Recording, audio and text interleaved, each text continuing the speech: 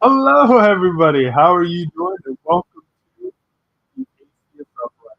I'm your host, Joshua Voigt, and tonight we're going to have a fantastic discussion on artificial selection. One of Darwin's actual thought processes when it came to evolution. Obviously, there's much more to that, but just tonight we're going to be talking about artificial selection. But before we do that, I really do want to thank our Patreon supporters, Linear, TART, and Dion LaShay for really helping us out and really uh, helping do what we like to do and what we love to do, which is create videos for you, the viewer.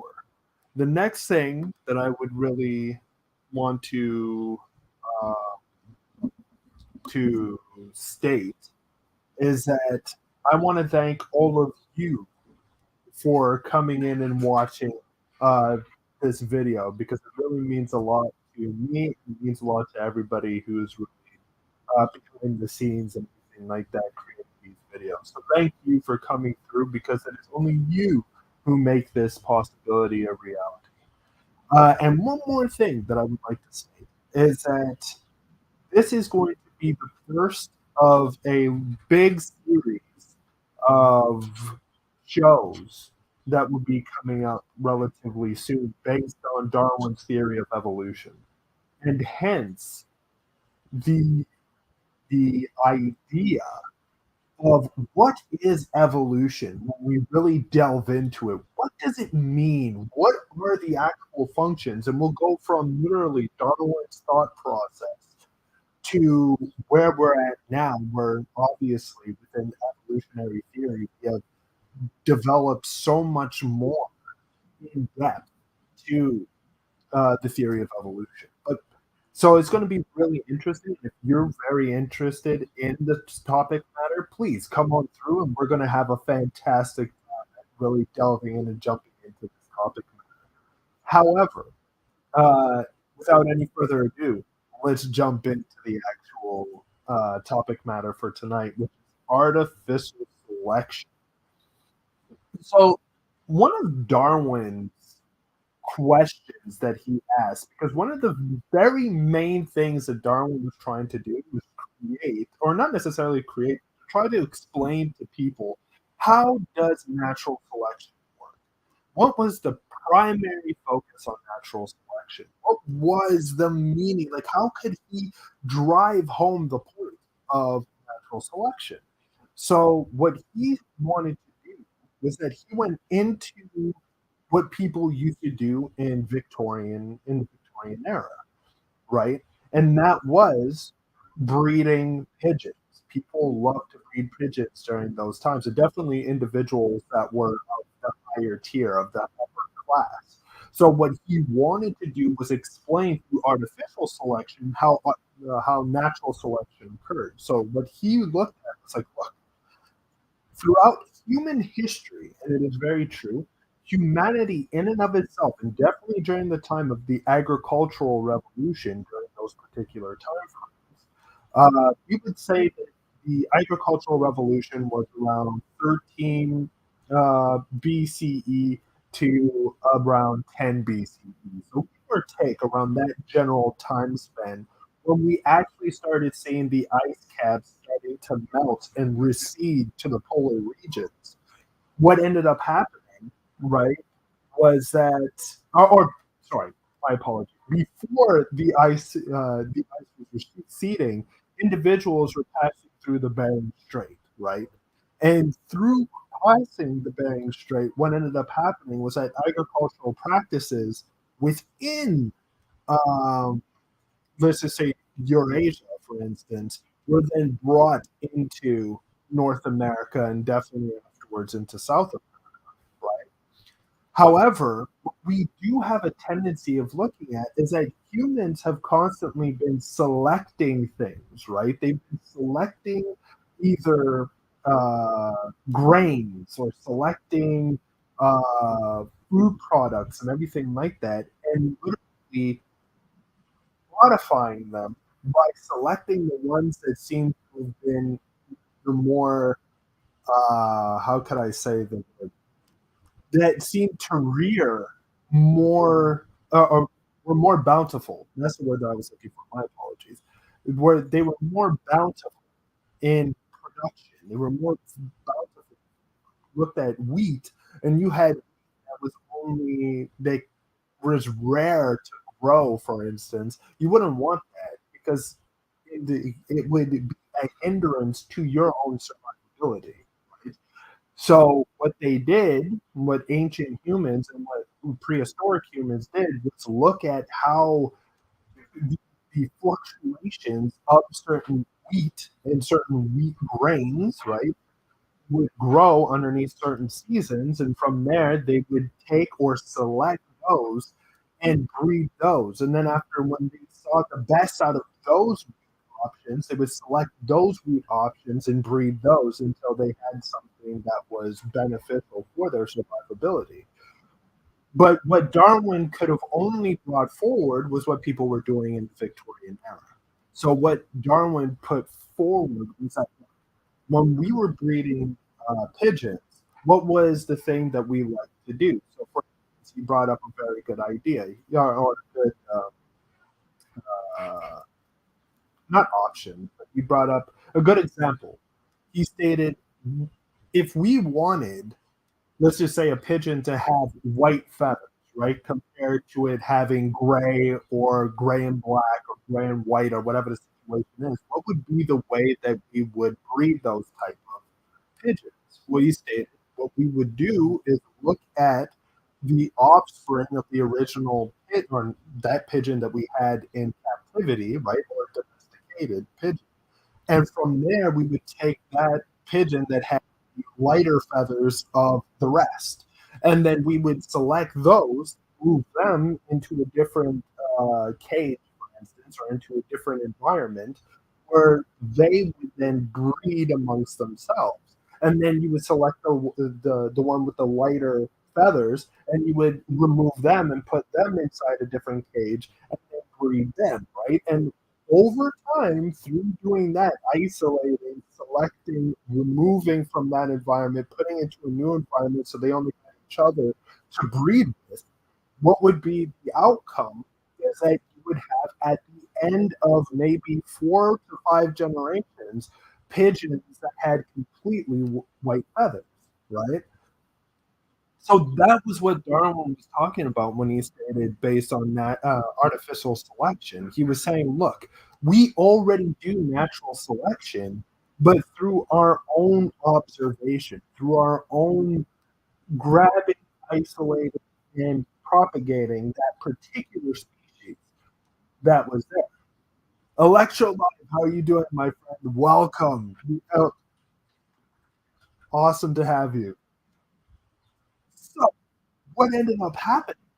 Right. What ended up happening is that we bred, towards a certain extent, we artificially selected for our own tastes. We artificially selected for our own uh, enjoyment or for our own survival, right?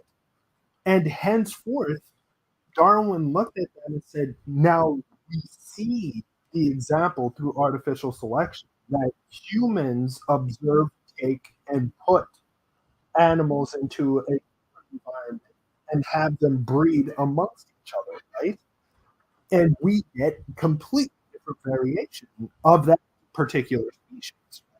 So from a wolf, we get literally multiplicity of different variation from Chihuahua to freaking Husky to Doberman Pinscher to like you see the variety which came from the original wolf, for instance. And that in and of itself was literally isolating a group of whatever dog you wanted towards a certain extent and having it breed and consistently breed over generations in order to have the outcome that you wanted a smaller dog, a larger dog, a medium sized dog, a dog that is more friendly, for instance. And oftentimes people really don't realize this, but there was a Russian who was put into yeah, he was put into Siberia for not following the communist uh, regiments and everything like that, not following the ideological nonsense that the USSR would forcing amongst their citizens. But to him, because he was also an evolutionist as well, he wanted to see what happens. Can I breed wolves, for instance, to be more docile or more domesticated over time? Right. So while he was in Siberia, he ended up breeding the more docile wolves, or the wolves that wouldn't attack immediately, right? Compared to the wolves that were more hostile that he had to get off of his quote unquote property, right? Or away from him while he was in Siberia.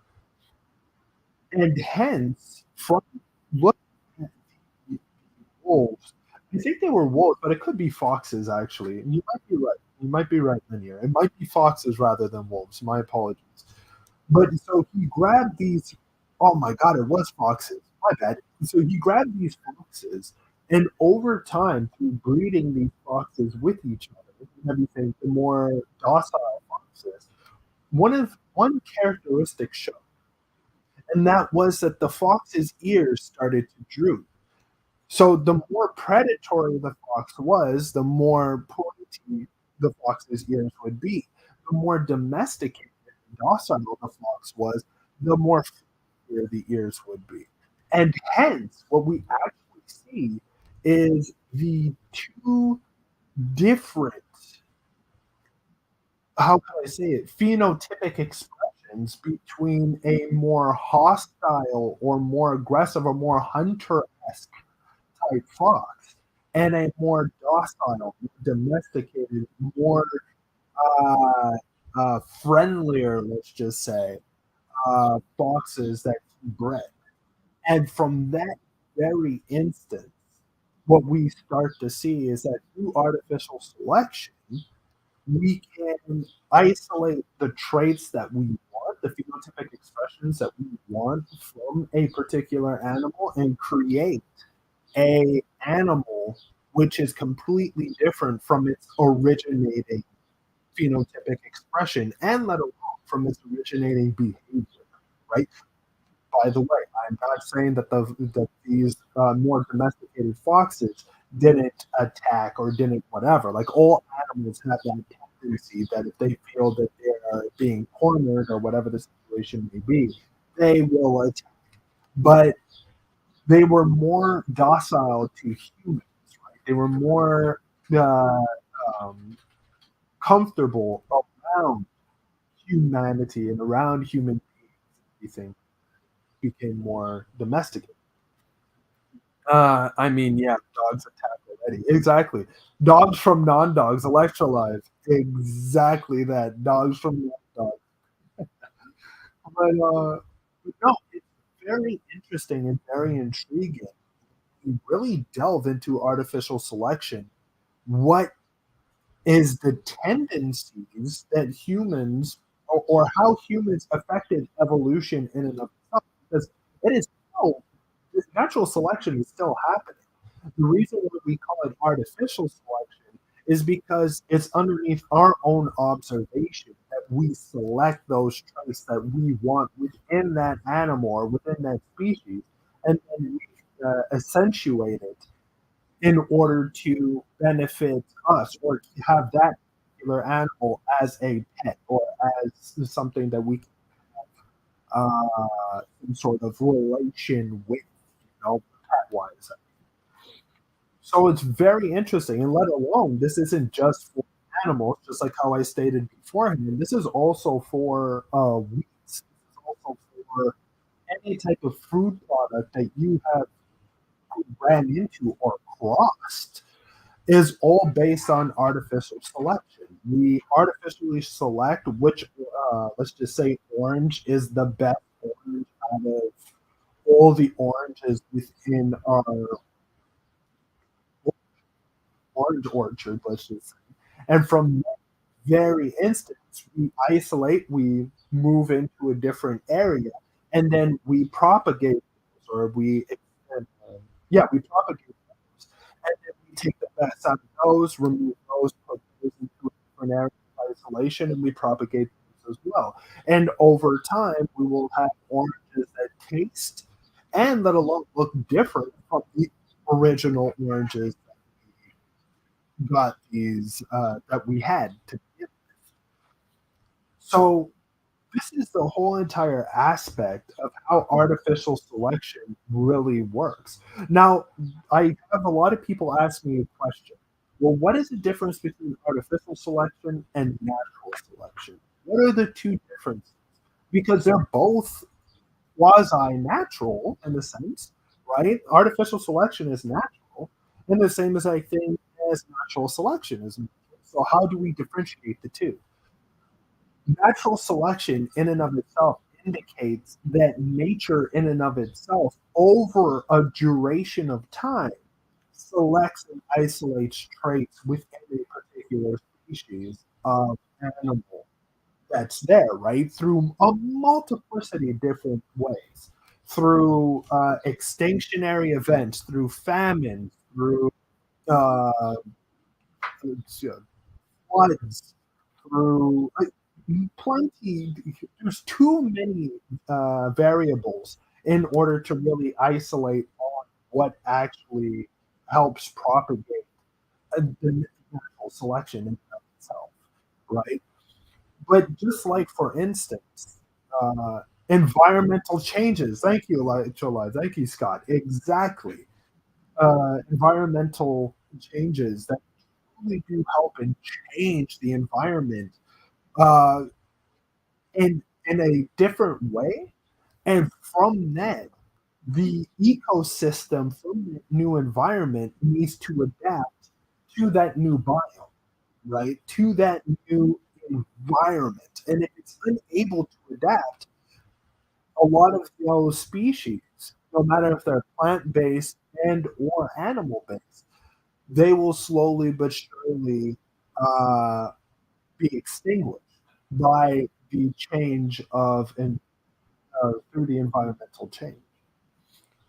But artificial selection is different because it is based on humans isolating and transforming, necessarily transforming, but isolating the phenotypic uh, archetype that is within a particular animal, and or in a particular wheat or whatever the situation is, and literally choosing the best outcome for that experiment or for what that person wants to accentuate. In so the two differences is natural selection is based on nature itself over a duration of time, and just like how Electrolyte stated, through environmental changes affecting the way how natural selection occurs to a species of plant or to a species of animal, right? Whereas artificial selection is underneath human observation, and the human is literally deciding what is or what should not be accentuated through, or accentuated, my apologies, through animals and plant-based life forms, right? And through their or fauna and yeah, yeah, fauna and flora. Thank you. Through fauna and flora. And from that aspect, what we can literally start to build is the idea of what is called uh, artificial selection. And through there, we can then start to look at how natural selection occurs. And actually, next show, we'll be delving into natural selection. But just today, just because I think artificial selection would be easier in order for us to really open up the door to how natural selection occurs, we can talk about something that can be more audience friendly until we delve into natural selection, which has a plethora of different case scenarios behind why animals adapt the way that they do, what phenotypic expressions can change over time through environmental changes, through biome changes, through uh, glacial changes, through the as I stated, there's so much that that can be discussed just based on natural selection that I'm actually extremely happy that we're going to be having more shows based on this. And also another thing too is that I'm going to be putting up storage shows and PowerPoints and everything like that next week in order to show how this actually works. So you can have me explaining it, but at the same exact time, you can have the diagram, which also shows you how this extension and how it works and how it functions in and of itself as a system.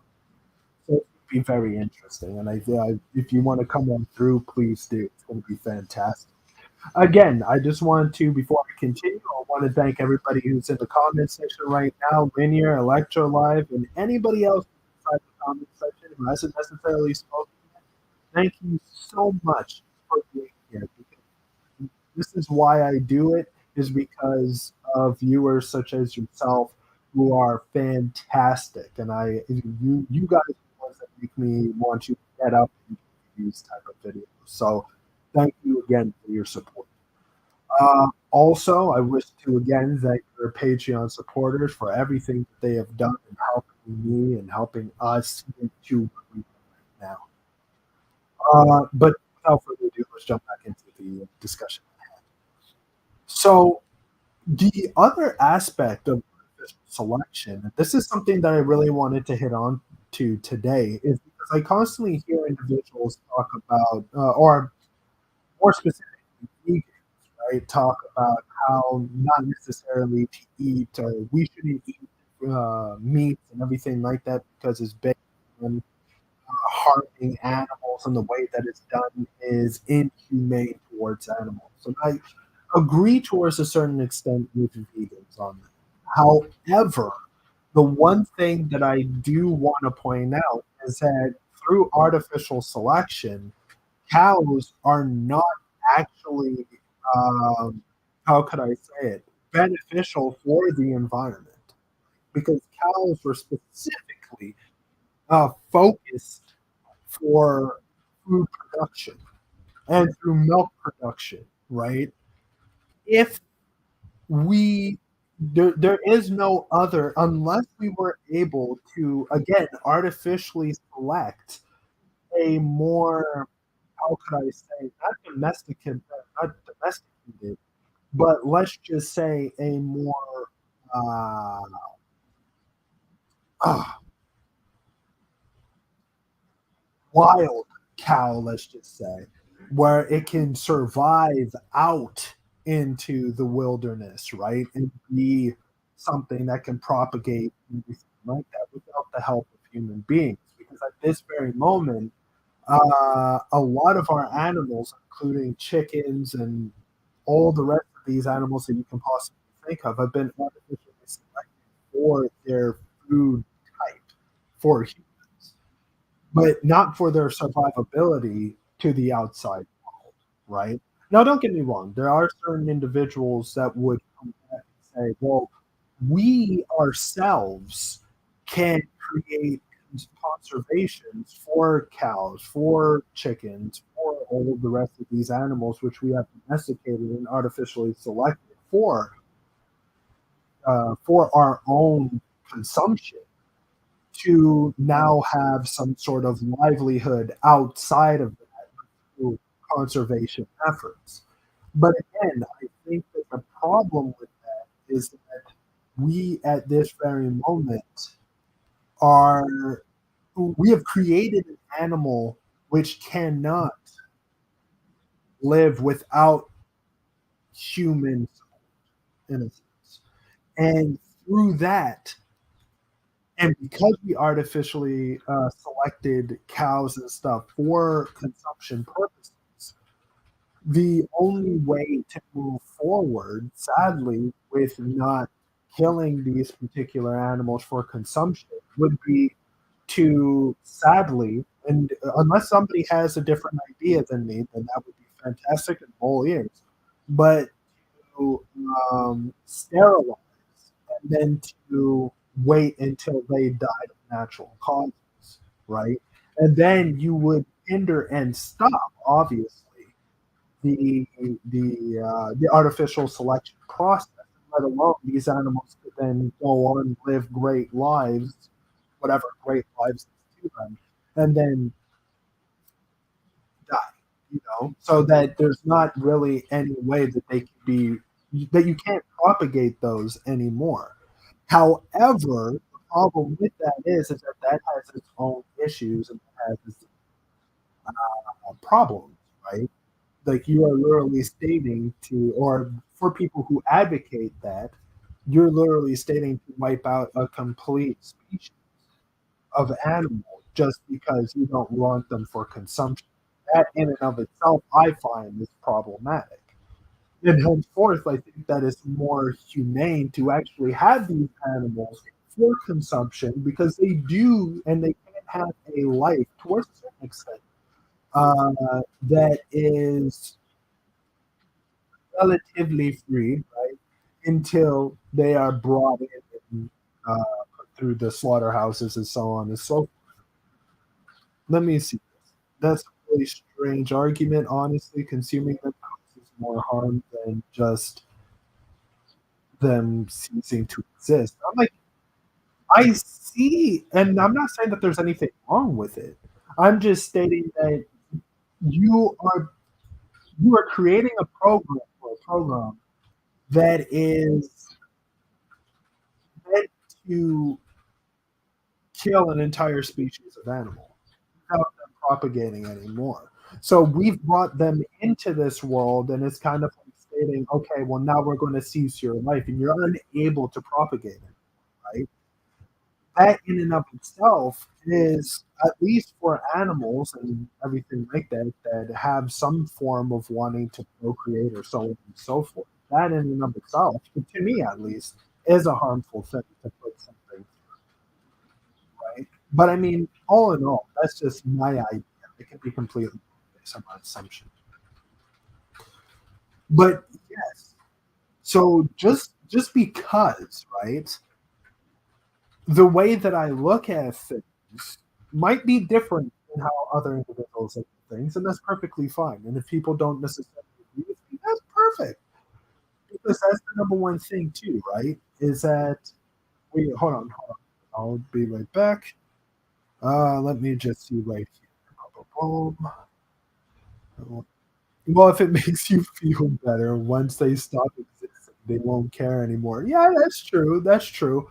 But that's the whole entire thing, though, right? Is that the idea in and of itself is the thing that I think is problematic, right?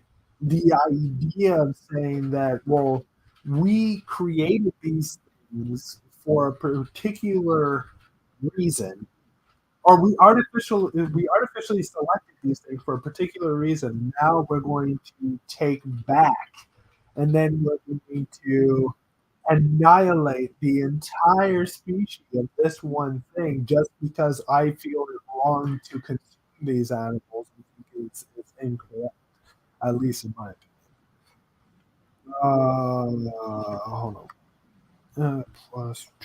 Plus, when we let them procreate, we just take their children away anyway. That is true. That is true. Maybe there can be laws based on that, based on like allow the whatever it may be that is artificially selected for consumption, for instance, to allow it to have a certain age, for instance, before we are able to prepare it for consumption, in a sense. Maybe that might be better, right? So that it doesn't necessarily need to be extinguished when it's young, and then after all these the parent is without that particular uh, offspring. So yeah, I would agree with that. I think that's messed up, and I think maybe there should be something that's kind of focusing on that, right? so that you're not devastating that particular animal by taking away uh, its offspring. So yeah, but I think in and of itself, right? Because we are artificially selecting things as we continue to exist, right? In order to have more bountiful, let's just say, um, products, for instance, either food products or living products, or whatever the situation may be, even towards keeping our faces more, how can I say it, more pristine or more beautiful in and of itself, right? So I think we need to look at an entire we need to look at it in a completely different way because already people will artificially select animals for a specific purpose, right? And that just goes to the entire even for pets, for instance, right? Is it right to keep an animal that's supposed to be out in the wild as a particular pet, right? Is it okay that we have dogs for pets to begin with? Is it not harmful for that dog to be kept inside an enclosed space for too long periods of time, such as in a house, such as in an apartment, or whatever the situation may be, right? When we look at harms, we got to look at the full aspect of what artificial selection has been. Uh, oh, ooh, this is a good one. Do we value sentient life over non-sentient, and how do we tell the difference? Where do we draw that line? That's actually a really good way of looking at it. And I think that's what is difficult, right? Because there are certain individuals who claim that because we've already done the artificial selection uh, to have these variety of animals, right? These variety of dogs or whatever the situation may be, that there's we we should just continue with the status quo, right? Of like, these dogs are not as or these pets are not as sentient as humans. And if we did allow them to go into the wild, they would most probably uh, die extremely quick based on uh, their what we artificially selected for them in the first place, right? And I think that the idea is that we've already the wheel has already spun, right? And henceforth, again, the only way to really look at it is to either create a space, right, like a conservation for these animals and for these dogs. Oh, no worries, Dion LaShay. All is good. All is good. And welcome, welcome, welcome, welcome. So that's the problem for you, right? Is that we really need to look at what has already been put forward and what is the best way to move forward with what has already happened, right? So just like how you stated, Scott, we value sentient life over non-sentient. Well, that in and of itself, I find is a difficult question to answer, right? Because there's a lot of pet owners who love their pets like they are part of their family, right? And would not want to let those pets go in any particular way because they have grown an attachment to these particular animals. And henceforth, right, they themselves are kind of perpetuating the cycle of pedantry in a sense. But at the same exact time, they're not like a horrible pet owner too, right? So that just really comes in with like a very difficult way of looking at things. It's kind of like, shit, what do we do with the animals that have already been selected for these type of phenotypic expressions and stuff like that? And we need to really delve into this more deeper in order to really understand what type of Pandora's box we've actually opened, right? And for me, for somebody who loves pets in and of themselves, I think that we've done a great job. But there are some people who would disagree with me and say that this is, in some sense, some kind of entrapment for these types of animals to begin with, and that these entrapments would be inhumane for these animals or for these animals that are quote unquote underneath the umbrella of pet, right? So that in and of itself is extremely difficult to really delve into full how can I say it? The full grasp of as Pandora's box that we've opened. Now, as for your next question, how do we tell the difference? That I'm not sure. That I'm not sure that if we can tell the difference or not, because I think that's subjective, right? There are certain people who say that well, all animals have a sense of sentience to them, right? And henceforth, we're dealing in degrees of scale rather than non-sentient and sentient beings. Right? While other individuals will say, "Oh, that is absolutely incorrect." We are dealing with things in a, in different camps, right? Where it's like these are non-sentient, and these are sentient beings, and then we need to break down those two camps with different natural linguistics, right? In order to see if a particular animal would fit within a non-sentient or sentient category. And that would come with a lot of hair split at that, right? So I think that's subjective in and of itself. And where do we draw that line? Again, that line is subjective. I think that the only way that we can actually draw that line is to have conversations, to have debates based on it. And from there, through a collective effort, say, I think that this should be the line that is drawn, right? And from that, then through kind of like collective, how can I say it, through some sort of collective empathy, let's just say, we then have this, or sorry, collective moral, right? Through some sort of collective moral, we could agree on this being the line that is drawn in the sand. So that's the way that I would answer those, and I hope I answered that relatively okay and not really tangent. I have sometimes I can do that. Hold on. I mean, yeah, I think most people who have pets harm them overall. Um, I wouldn't necessarily say that though, right? Like, well, I mean, it matters what you mean. It matters what you mean by harm overall. Do you mean by like encaging them or entrapping them inside a cage or inside a home is kind of like harming the animal in and of itself? Um, most people shouldn't have pets and can't care for them. That I do agree. That I think most people shouldn't have pets, and a lot of people can't take care of. But the thing is that it's hard to tell people that they can't have something, right? Because the more that you try to withhold something from somebody, the more that they want that particular thing, right?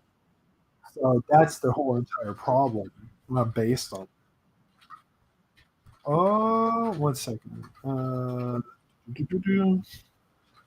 If they die extremely quick in the wild, that's just how nature works. That's true. It's not a big deal. Well, that's the thing, though. I would think, Linear, that it would be a big deal, right? Because we've selected these animals not to survive in the wilderness, right? Not to survive in the wild, and hence, because we've selected them for that particular cause, to be pets or to be whatever. Now that just means that we are being inhumane to the animals because we know that they're not going to survive in the wild and they have no chance of surviving in the wild, right? So in that case, I think that is even more harm being done, and let alone it's conscientious harm being done. You're saying that I know my animal isn't going to survive, but I'm just going to let it out. and what is going to be. I think that's a problem, at least for me. So, things die all the time in nature, and it's not bad or good. It's just neutral. I completely agree. I think that things die all the time is just, and it is neutral. But again, those particular things that die naturally are from a natural selective sport. Like they're from natural selection. It's not from artificial selection, and that's what we need to look at again. There are two varying branches between the two types of animals that are dying within natural causes in nature because they've been born wild and had the opportunity and the chances to most probably survive uh, through the phenotypic expressions that they have, right? But through an artificially selected animal, it doesn't have those developments within it. It doesn't have those traits that can help them survive out in the wild.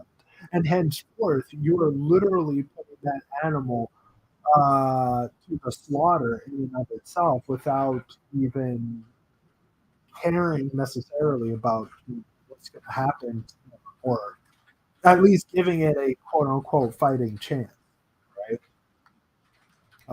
Most people incline towards cute animals over ugly ones. That is very true. But electrolyte, there are certain people that hold snakes as pets, certain people who own spiders as pets, some weird ass animals as pets. So there is a niche for ugly animals that are out there. There definitely is a niche for some ugly ass animals that people really want to keep as pets. But this part of the purpose behind artificial selection, exactly, you're absolutely right. It seems to be rooted in feelings, not rationality. You're absolutely correct. Artificially selected, at least when we talk about animals, right, is not a rational thing. It's predominantly through emotional roots, right? Because you want something that you can be attached to, rather than something that you're like, oh my god, this thing is ugly as hell. Let me just get rid of it, right? Like you want something that's like, oh wow, this thing is so cute, and I want to take care of it, and I want to have it with me 24/7, or when I get back home from work or whatever the situation may be. So you're absolutely correct based on that, Electro Live, and I completely agree with you, Scott, 100%. Okay. I mean, most pets don't get the space or stimulation they need. I don't even think I should have one.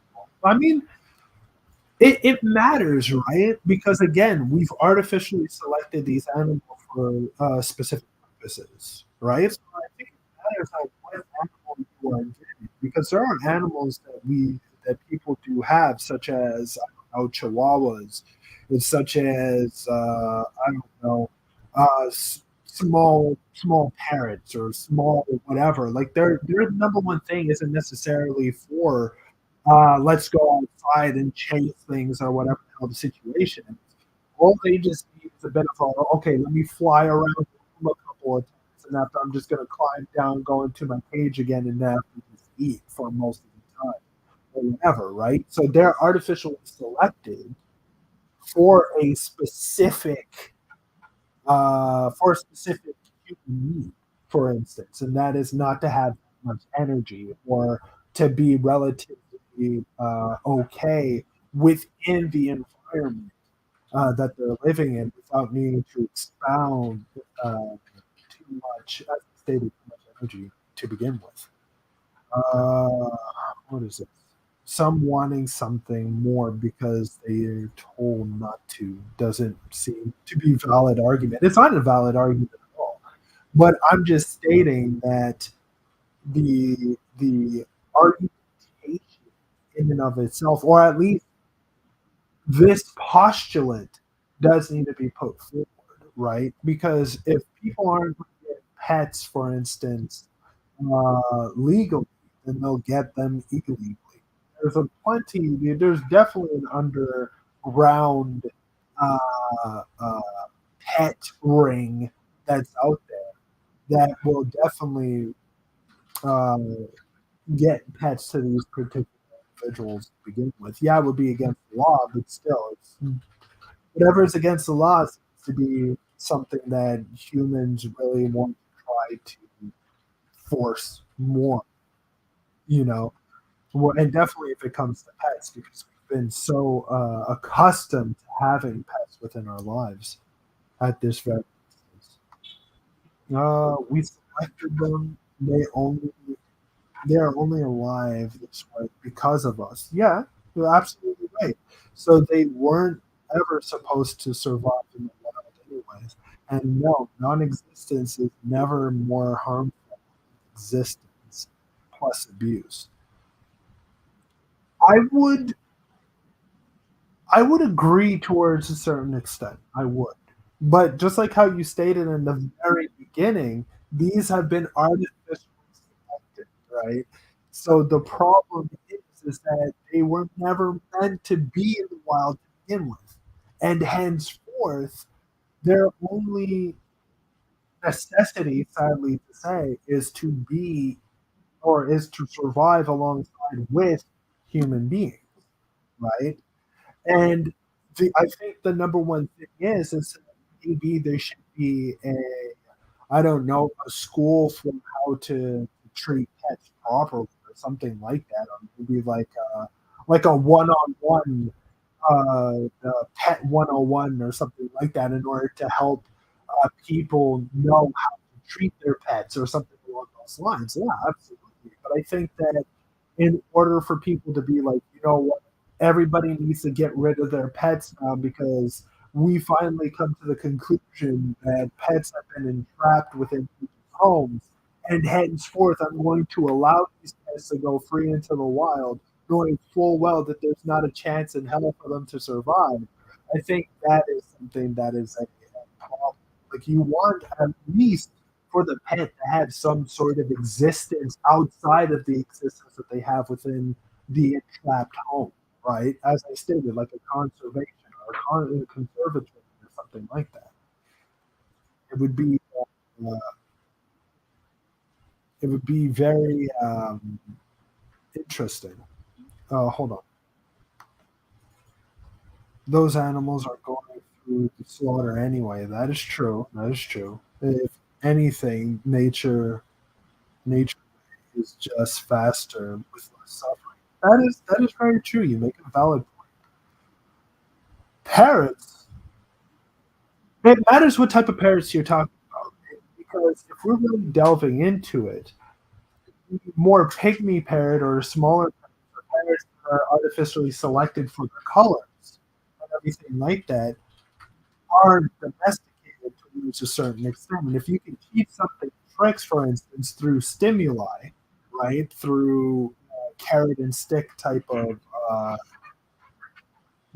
that's true. That's true. I could be confusing species. Okay, good point. Good point. Hold on. What is this right here? How would the naturalistic fallacy potentially apply or not apply to your argument, Josh? Ooh, that's actually really good. Well, I think that the naturalistic fallacy can be applied to my argument. And the reason why is because I'm stating that there is a moral benefit when we are or morals can come from nature itself. So or morals could come from a collective agreement on how to treat these particular animals and themselves, right? So the naturalistic fallacy in and of itself is based on saying, well, the natural way is the best way to do things because it is within nature itself, right? And henceforth, somebody can say, well, you're creating your own moral compass underneath what nature states it to be. And that in and of itself would be a naturalistic fallacy. But because I'm stating that humans need to come up with the idea, right? I'm trying to say that we have kind of separated ourselves from nature in certain aspects. That's why we are able to artificially select a plethora of different things until it comes to trees, foodstuffs, animals, plants, a plethora of things, right? So if that is the case, then we can truly delve into the argument and say, well, what the person is actually stating is not a naturalistic fallacy whatsoever, because he's stating that we are now utilizing our own moral compass in order to, right, in order uh, to create a better environment for these pets or animals and themselves. So I would say that in certain instances, the naturalistic fallacy could be used against me because I sometimes did state that nature would be the best way, but sometimes it can't be used because I'm saying that we need to think outside of nature and look at how we ourselves interact with these animals and even the natural world. If that answers your question. Bum. Pygmy parrots aren't even legal to own. That is true, but people still own them though. But you're right. You're right. So that's not an argument on my part, but still. Uh, I think yeah, I already answered that in 1 second. And parrotlets aren't domesticated; they are wild animals. Right, they are wild animals, but the aspect in and of itself, and what I'm trying to state is that we've already artificially selected them because, right, we want that parrot to have a particular color or particular phenotypic expression that is beneficial for domestication. And henceforth, if you can train it, then it has certain levels of domestication too. That's all I'm saying.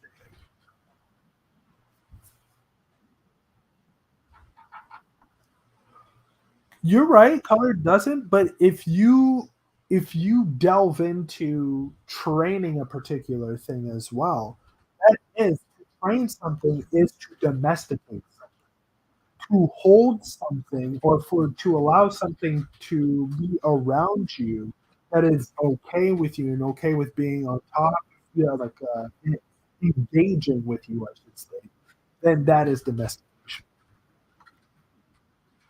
Ethics, morals are demonstrated to change over time. That is true, but sometimes drastically so. Correct. Could our appeal to presentism be ultimately wrong as well in context to topic? That's actually a really good question. But that's the thing too, right? Because we can still artificially select things for the future, right? So you can look, it's a thematic thing, for instance, when let's just use the pigeon example. If I want a pigeon to have a particular uh, coloring, let's just say, of his feathers, of his plumage, for instance. What I would do, right, is I would isolate the ones that have that particular color and breed them. But at the same time, breeding them, they they don't know the life, right, of the outside world like the original parrots I've caught. No, not parrots, right, pigeons that I've caught to begin with, right? So let's just say the pigeons that I caught, I kept them for a bit, but then after I let them go. Well, they would be perfectly fine within the environment because they live within the environment, right? So they can easily or more easily be integrated back into the environment. However, right, just like how you said with ethics and morals, change, for instance, the same exact thing as artificial selection can change a particular species to be more or less uh, able to be introduced back into the wild. But it would need to be small steps, putting that species into larger and larger and larger areas, right? Until it can then be released into a larger area, which would be a conservatory of some sense. And then from that conservatory, you can then open it up to the world itself. There would still be problems, obviously, because it wouldn't necessarily have any inclination of migratory patterns, but still, it would still be able to, over time, adapt to the environment through that slow but surely uh, artificial, artificially selected trait of, okay, my world is getting bigger and bigger and bigger. And then you don't necessarily feed it in and of itself, but you put things that it can feed upon that can escape it, right? And from there, you just continuously grow its environment until it's able to survive out in the wild and everything like that. So it's a slow process, but it still can be done. If that is what you were trying to state, my apologies, Scott, that's not what you were stating, and I just went on a random fucking tangent on something that you weren't even stating to begin with.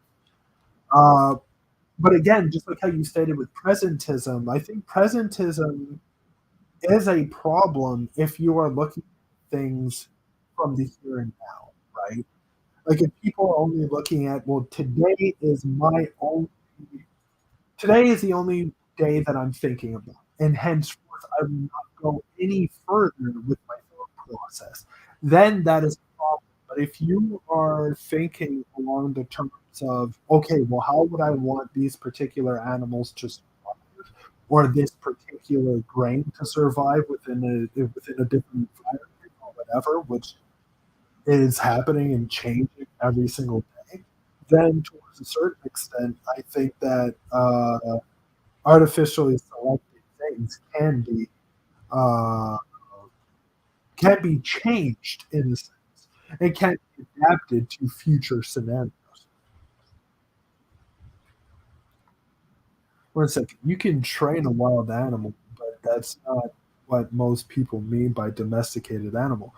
It's not necessarily when I say train, the idea is right when you breed a particular thing. It's like lions that are born within, let's just say, like a zoo, for instance, and you continuously artificially select lions that are less, let's just say, aggressive around their trainers or whatever the situation may be, you slowly but surely start to see that their aggressiveness around people slowly but surely starts to diminish. It's the same as I think as within the safari, where if you're around a lion towards a certain extent, since it's a cub, it'll remember you as being part of its tribe, for instance. In a sense, either you've been domesticated towards it or it has been domesticated towards you. It doesn't go to all humans, obviously,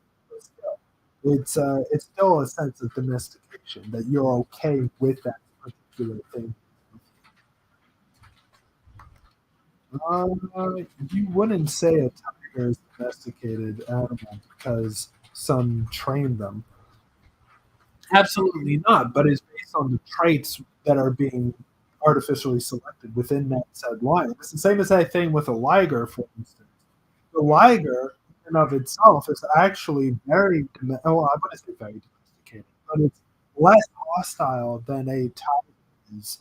Uh, that is kind of like entrapped to begin with and then brought to the zoo for the very first time. And likewise, with its cubs that have been born inside a zoo environment and that have worked alongside with, right, the trainers that are there to begin with, they themselves will be more attuned, domesticated towards those humans. And the more that you start artificially selecting that, the more you can slowly but surely change those phenotypic expressions within tigers, lions, or the situation may be.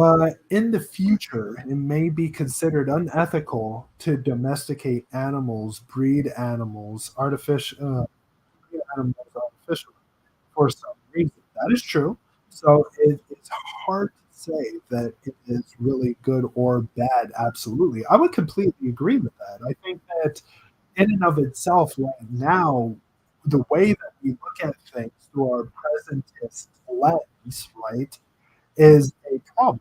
I would say that because there are certain individuals that say that animals shouldn't be domesticated or anything like that. It should be allowed to just be in the wild. And other individuals would say, no, what we should do is try to domesticate more animals, right? For people to have a greater variety of animals in order to have as pets, for instance. We really don't know which way the pendulum will swing and everything like that. So the reality is that we can't necessarily know for certain what the future may hold, and I completely agree with that. I think that it is wrong to say that something is absolutely good or absolutely bad within our presentist mind frame, but we can have at least ideas to build on for the future, in a sense, right? And ideas that can be then propagated to more and more people uh, who would then hold on to those ideas and maybe elaborate on them more than we have done, thought of things that we possibly haven't thought about. But just like how Stephen Hawking says, a lot of our ideas are based on prior ideas that hadn't necessarily been flushed out yet, right? So presentism builds for, let's just say, a kind of futurist uh, ideal in a sense. That makes sense. I just I just think you overestimate how long we've been breeding parrots. It's aggressive aggression is one of the main reasons for bird rehoming, that and noise.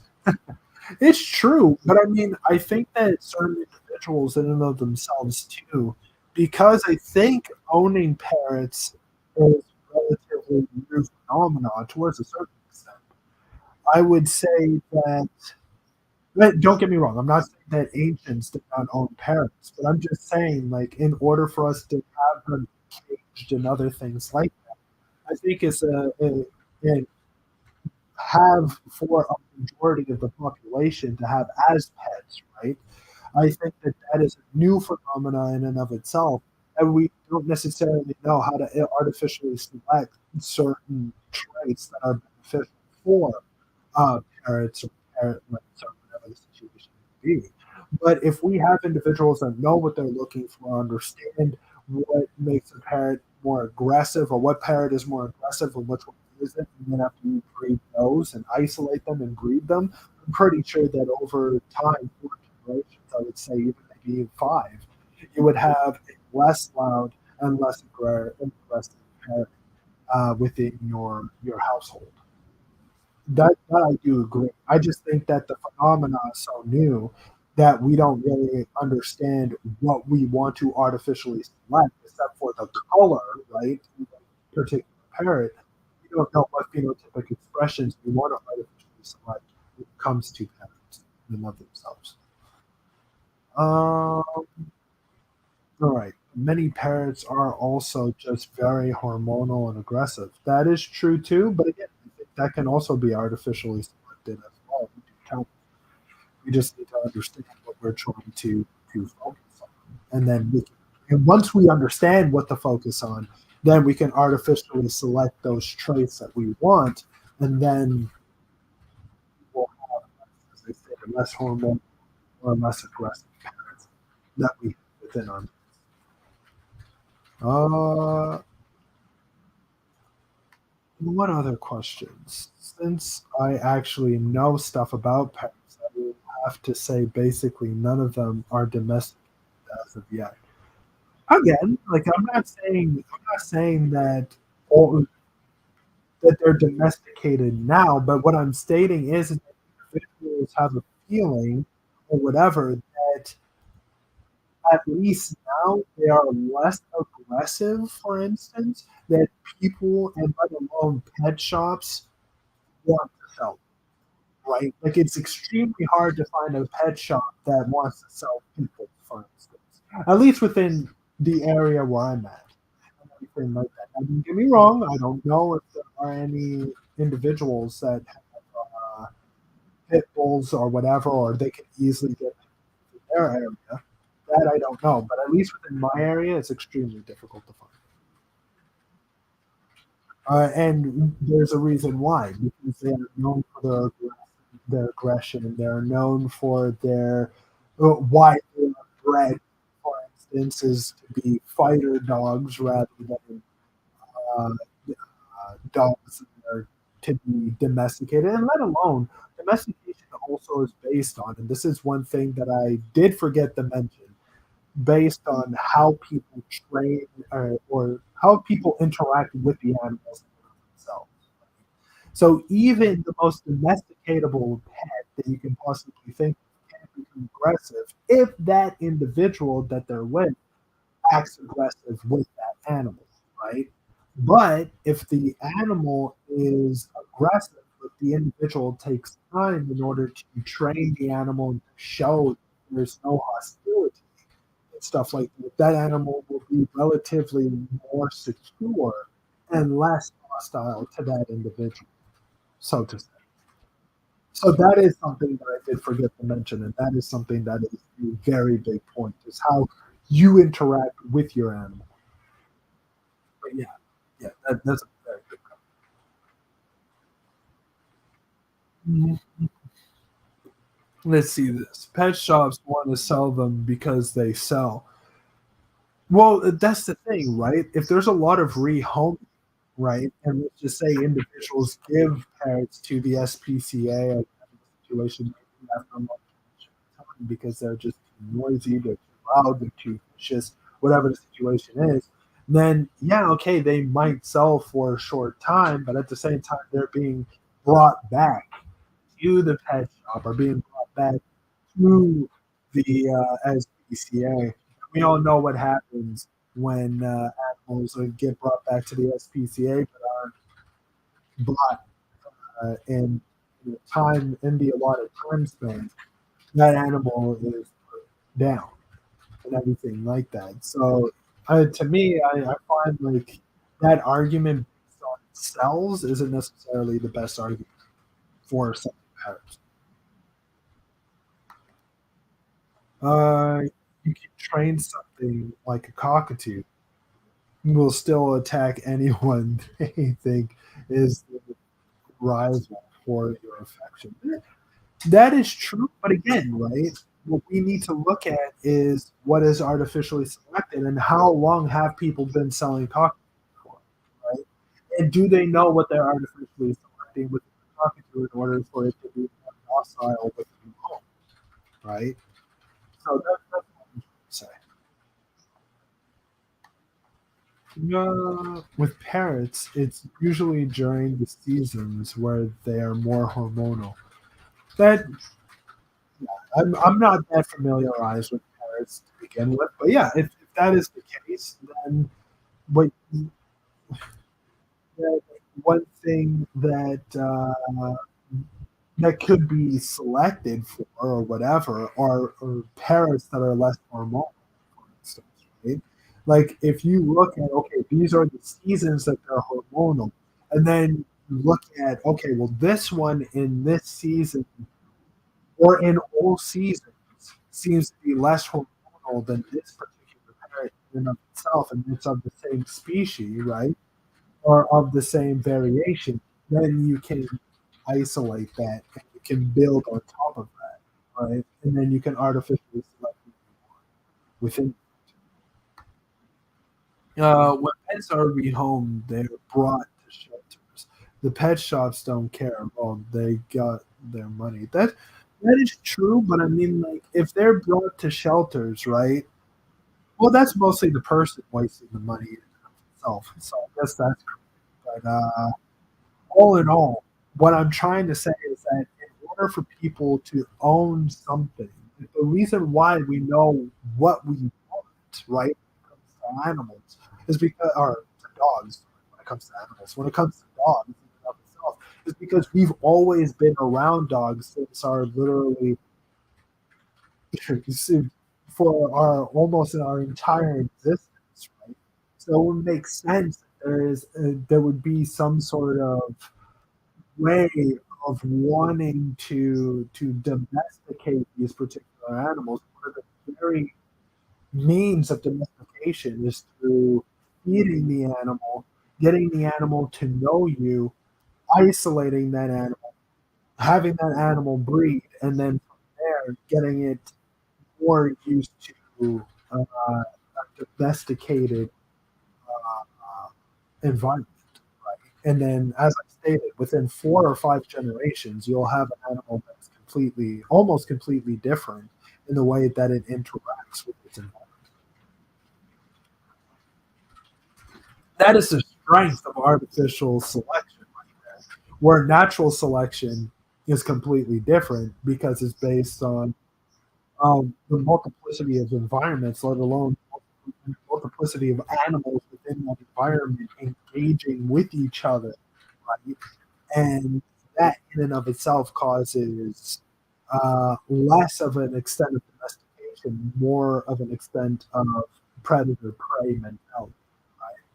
So it's extremely interesting to see how an environment can change an animal's behavior, or how it can change how an animal interacts with its environment when we utilize artificial selection uh, for them, in a sense. Part of domestication is also just culling the aggressive ones. It's not necessarily culling the aggressive ones. It's mostly just like, oh, okay, yeah, I guess culling is also removing. Okay, yeah, yeah, right. We haven't really done that long. That is true, but that's the whole entire argument that I'm having. Not argument, but that's the whole entire point that I'm trying to make. Is that it's extremely difficult because first off, we don't know what we're looking for, and secondly, because their domestication has been relatively uh, newer within the mainstream. So it's harder to know what the heck we're looking for when we're looking to artificially select something within the parrot to change its phenotypic expression, to change its instinct, for instance.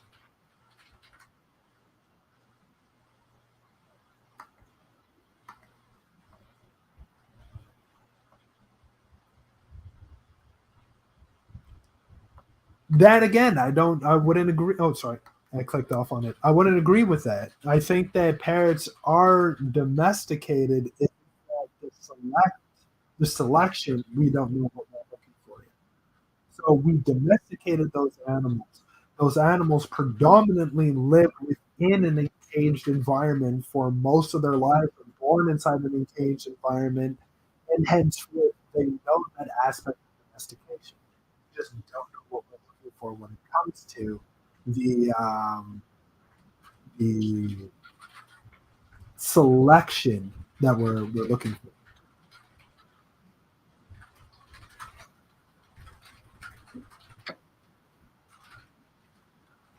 But all in all, that's the reality. No, not the reality, but that's how artificial selection works, and that's why artificial selection can only happen through, at least for now, obviously, through human beings, and it's because we know what we're looking for in order to reach in and select the very trace that we want, right? And you need a certain amount of sentience in order to do that. Where with nature, it doesn't have that, right?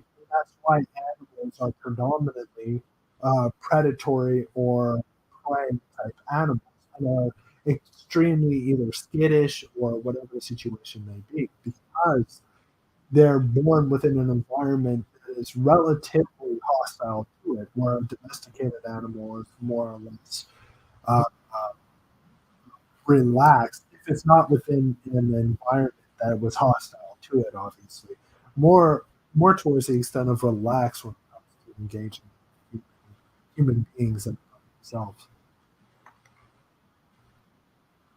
We are we always look for something less noisy and less aggressive. We know what to look for.